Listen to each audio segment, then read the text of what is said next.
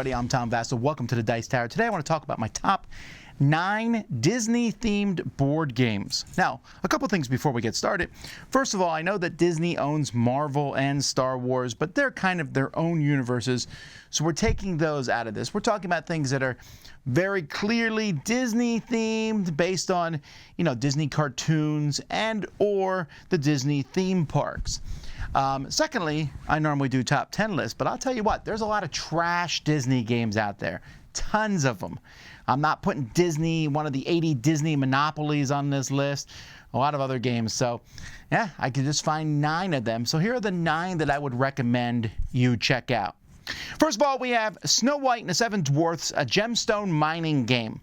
This game has actually come out several different versions of this game. In fact, there's a horror version of this game.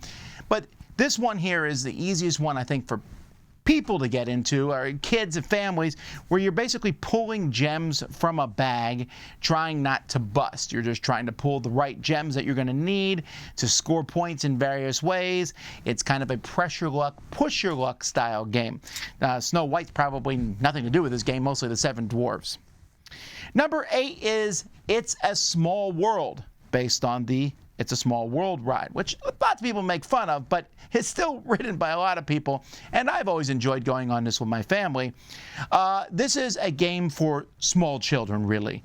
In this game, you're driving your boat through the Small World ride, and looking for characters. When you go into different sections, you're looking for characters from different countries to match cards. Very, very basic game. But it's for kids, and I think it works really well. Almost has a Where's Waldo feel to it. Number 7 is Funkoverse. Now, I love Funkoverse, and you might wonder why is Funkoverse not higher on the list, and that's because there's tons of Funkoverse that's not Disney themed. There's just a few sets. We got Peter Pan, and we got Alice in Wonderland. And so this stuff comes together. You're fighting, and they all run around and fight each other. You can have Alice from Alice in Wonderland go up and fight against the Golden Girls, or against Batman, or against, Marvel sneaks its way into here. There's lots of different themes here, but some of them are Disney, therefore it makes the list. Number 5 is Disney Color Brain. Now, this game, there are several versions of Color Brain out there, but I think the Disney one works well, where you are asked, what shirt does so-and-so wear in this movie? You put some colors out, and hopefully you get the colors correct. It's interesting because I found that this one, kids and adults can play on a fairly even keel, because you probably have seen some of the shows and movies mentioned in this game that the kids have not. It's a pretty cool little party game. Number 5 is Haunted Mansion, another game based on a ride at Disney World / Disneyland. And in this game, you are collecting ghosts. That's all it is. You're going to be collecting ghosts, and the ghosts are worth various amounts of points. Now, the cards are a little small in this game, but the idea of collecting ghosts, moving around, trying not to get spooked, trying not to be the most afraid. There's several games based on Disney rides out there. Some of them are pretty terrible, like the Jungle Cruise game, but this one, Haunted Mansion, I think works really well. Number 4 is Codenames Disney. Codenames is a fantastic party game in which people are trying to get their partner or partners, if you're playing with larger teams, to guess words or pictures out there. And this is the same thing, but with a Disney setting. Disney works well. I played Marvel Codenames. I've played other Codenames that sometimes are a little too focused. Simpsons, Marvel. Disney is one, I think, that reaches quite a few people, and the base game that it's based on, Codenames, is very solidly well done. Having Disney thrown into the mix, I think, helps out a lot. Number 3 is Disney Sorcerer's Arena. Now, this is based on an app.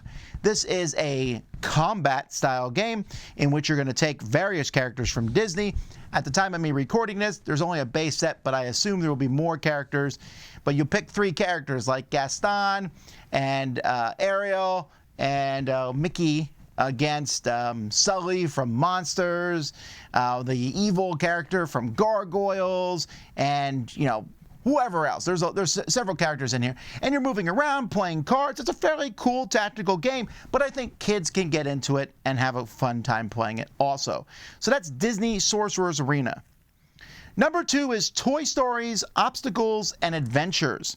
This is a deck building style game in which you're building your deck as the game goes by, but it's a cooperative game, and through it you're going to be playing through the various Toy Story movies.